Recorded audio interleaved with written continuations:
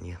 Welcome to Big Time Ninja. This is the NSC Youth Qualifier Burnout course for the 13U and 11U divisions.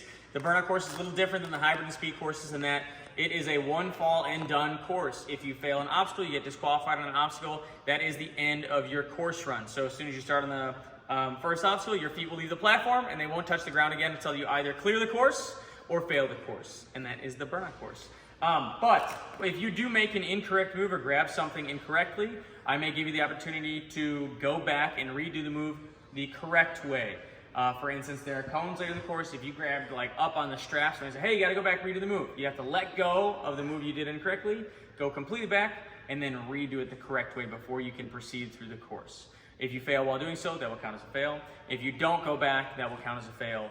But again, so make sure you're listening to the judge, because me saying you have to go back does not mean drop off the course, because if you do, then that will be the end of your run.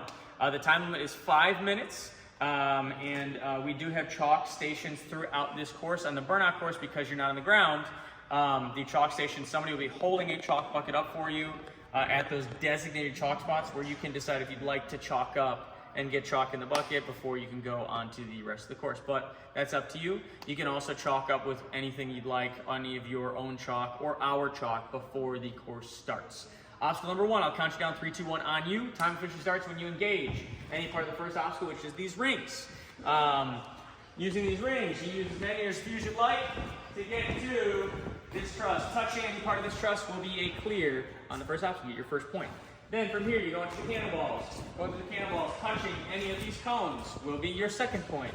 Then from the cones, you're going up to the ring toss. Touching the ring toss or this hold, either one will be your next point. And you can only use hands on the cliffhanger jug and hands on the rings. And you can take the ring with you. Going across, touching hands on this second cliffhanger hold will be your next point. And then going all the way through, hands touching the silver truss is your next point. Once you get to the silver truss, you can then monkey over however you like on the truss. This is your first chalk point on the course. Like I said, from here there'll be somebody holding up a bucket. You can chalk up if you'd like, but you do not have to. You can rest here as long as you'd like. The entire course is hands only, which is wrist to fingertips, which means you're not allowed to hook your elbows or shoulders or anything like that, or legs over the top to rest during rest points.